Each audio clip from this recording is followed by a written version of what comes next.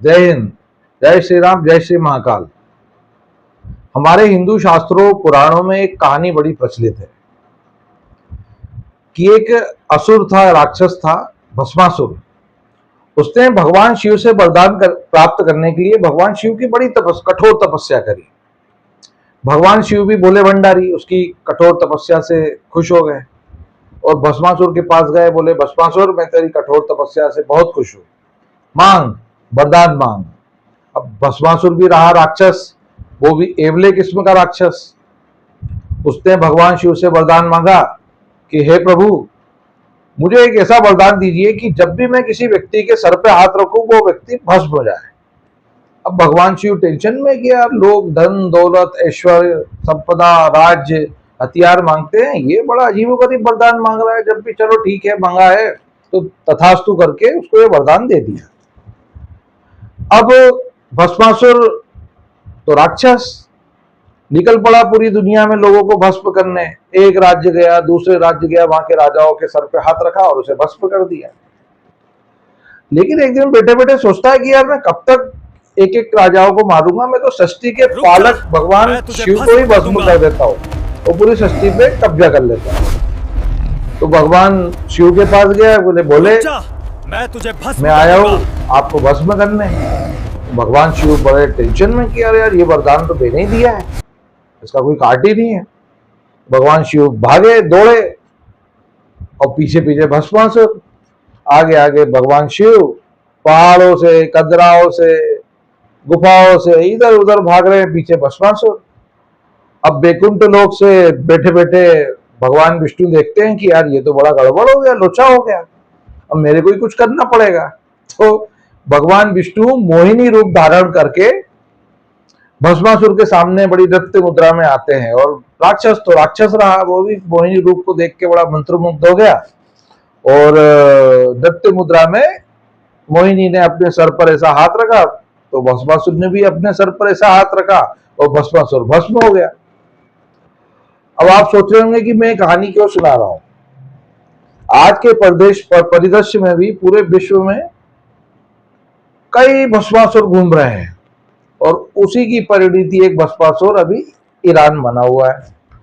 लेकिन आज के परिदृश्य में भगवान शिव कहीं नहीं है।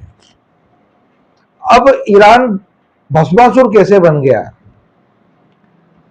आपको समझ तो आ ही गया होगी ईरान भस्मासुर कैसे बना। आज की तारीख में पूरी दुनिया के ऊपर यूक्रेन युद्ध के बाद अगर कोई सबसे बड़ी त्रासदी है, पिछले दिनों दो बड़ी त्रासदियां हुई, कोरोना काल, यूक्रेन रूस यूक्रेन युद्ध, तो तीसरी बड़ी त्रासदी खड़ी हो गई है ईरान युद्ध। अमेरिका और इजराइल जो ईरान के ऊपर स्ट्राइक कर रहे हैं, हमले कर रहे हैं, उससे पूरी दुनिया अस्त व्यस्त है। क्योंकि पूरा पेट्रोलियम पदार्थ जो है वो हुर्मुज जो ईरान से होते हुए जाता है वो ईरान के कब्जे में है और उसने बाधित किया हुआ है। इसका असर भारत पर भी देखने को मिल रहा है। लेकिन ब्रेकिंग न्यूज देने वाले मीडिया समूह, यूट्यूबर्स और संचार माध्यम ये खबर तो पूरी दुनिया में बता रहे हैं ताल ठोक के कि अमेरिका इजराइल ने इतना नुकसान पहुंचा दिया ईरान का, ईरान की मिसाइल इन देशों में जाके हिट करी, इतना नुकसान कर दिया। लेकिन मूल बात जो है कि आखिर भैया, अब ईरान को परमाणु संपन्न बनाया किसने? ईरान की तो औकात नहीं है परमाणु संपन्न बनने की। तो इसके पीछे कौन है? इस पे चर्चा होनी चाहिए। युद्ध की चर्चा तो होनी चाहिए, लेकिन मूल तत्व जो है उसकी पर पहले चर्चा होनी चाहिए कि जड़ कहां है। और वास्तविकता में मैं बताता हूं, ईरान के आज परमाणु संपन्न बनने की दिशा में जो कदम बढ़ाया हुआ था उसकी मूल जड़ में अमेरिका है। बात है 1950 के दशक की। दिसंबर 1953 में उस समय के तत्कालीन अमेरिका के राष्ट्रपति जो आइजनहावर है, संयुक्त राष्ट्र में एक भाषण दिया और जिसका शीर्षक था द एटम फॉर पीस। नाम से ही लगता है, शांति के लिए परमाणु बम।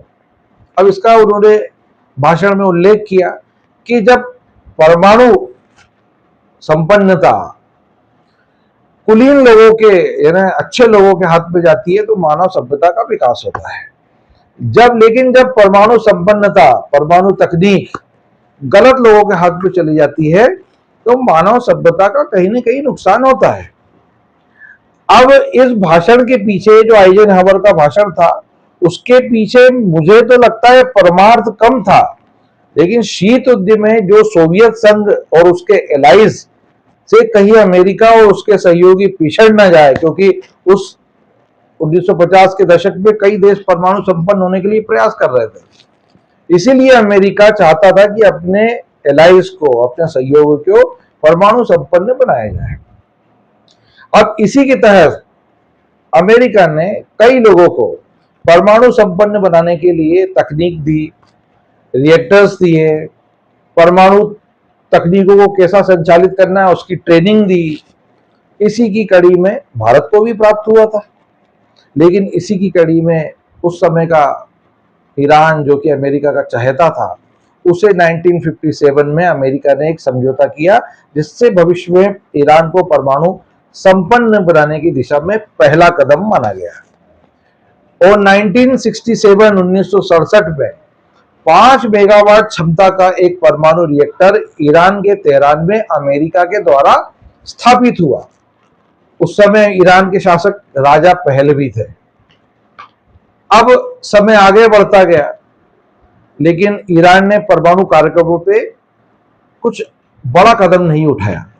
उस समय के राजा पहलवी कहते थे कि हम तभी परमाणु बम बनाने की दिशा में आगे बढ़ेंगे जब क्षेत्रीय रूप से हमें अन्य क्षेत्रीय शक्तियां नुकसान पहुंचाएंगी या कमजोर करने का प्रयास करेंगी। लेकिन बात आती है 1979 की।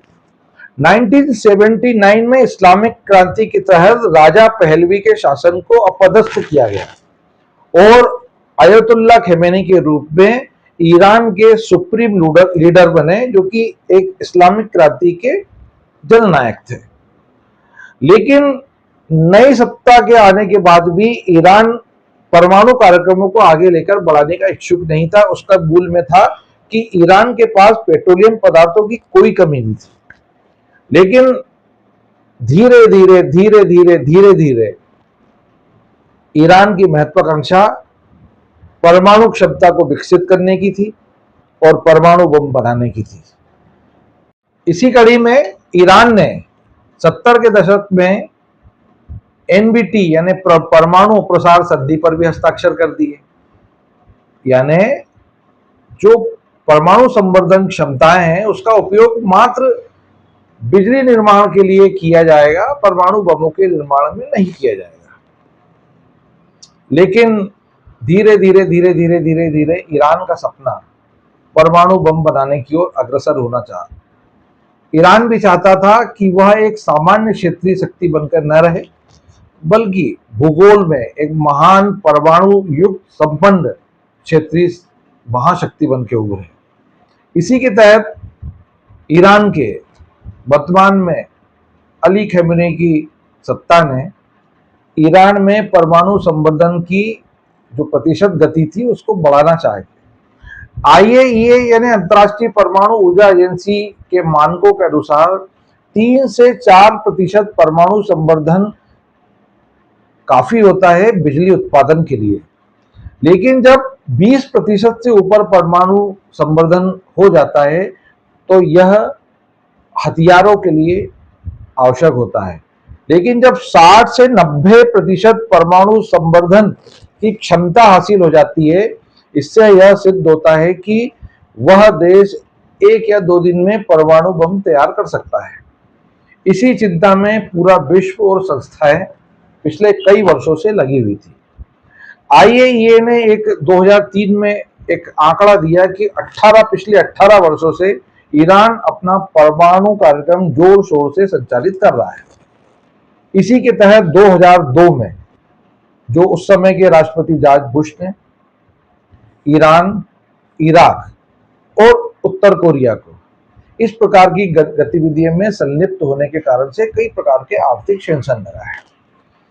लेकिन 2006 में कई अंतर्राष्ट्रीय संस्थाओं ने और अमेरिका ने और यूरोपीय देशों ने पूर्ण रूप से ईरान के ऊपर कठोर आर्थिक सैंक्शन लगाए, जो कि 2008 और 2009 में और बढ़ा दिए गए। लेकिन 2015 में उस समय के तत्कालीन अमेरिका के राष्ट्रपति बराक ओबामा ने Britain, Germany, Russia, China, France in लोगों के सहयोग से पिछले 2 वर्षों की चर्चा के बाद ईरान के साथ एक समझौता किया जिसका नाम था JCPOA। इसके तहत कहा गया कि ईरान अपने परमाणु कार्यक्रमों को कई अंतर्राष्ट्रीय संस्थाओं और देशों की निगरानी में संचालित करेगा और यह समझौता JCPOA प्रभावी भी रहा। लेकिन ईरान इस समझौते की आड़ में भी पीछे से अपने परमाणु कार्यक्रमों को बढ़ाता गया। इसी के तहत जब 2018 में पहली बार डोनाल्ड ट्रंप आए थे, सत्ता में आए थे, तो उन्होंने JCPOA जो समझौता था उसको रद्दी कागज समझकर डस्टबिन में फेंक दिया और निरस्त कर दिया। अब समय आ गया था ईरान के ऊपर न केवल कठोर आर्थिक बल्कि सैन्य क्षमताओं के साथ हमला करने का। लोग बोलते हैं कि ईरान पर अब हमला हुआ। वास्तविकता में ईरान पर हमले की शुरुआत की पृष्ठभूमि 2018 में ट्रंप सरकार के JCPOA निरस्त करने के बाद ले ली गई थी। लेकिन ट्रंप की सत्ता जाने के बाद बाइडेन ने एक बार फिर ओबामा की राह चली और इस JCPOA समझौते को लागू करने का प्रयास किया, लेकिन सफलता प्राप्त नहीं हुई। बाइडेन के जाने के बाद एक बार फिर से डोनाल्ड ट्रंप की सरकार आई। अब उन्होंने अपने 2018 के मिशन को आगे बढ़ाया और इजराइल के ऊपर जब हमास नामक आतंकी संगठन ने आतंकी हमला किया था, उसके बाद से फिलिस्तीन गाजा को खत्म करने के बाद चूंकि ईरान हिजबुल्ला और हमास नामक आतंकी संगठनों का बैक सपोर्टर है, उन्हें आर्थिक और सैन्य मदद करता है, इसी का बहाना लेकर ईरान को खत्म करने के लिए इजराइल और अमेरिका ने बेहद तगड़ी सैन्य स्ट्राइक की, जो अभी भी जारी है।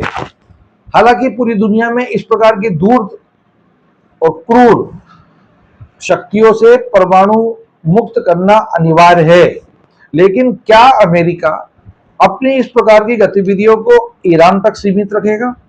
हमारे भारत के पड़ोस में भी एक दूर, क्रूर और नीच प्रकृति का पड़ोसी पाकिस्तान जो कि परमाणु संपन्न में बैठा हुआ है। यह हमास और हिजबुल्ला जो ईरान संचालित करता है, उससे भी क्रूर आतंकी संगठन लश्कर-ए-तोयबा, हिजबुल मुजाहिदीन जैसे कई आतंकी संगठनों को ऑपरेट कर भारत और दक्षिण एशिया में अस्थिरता पैदा करता है।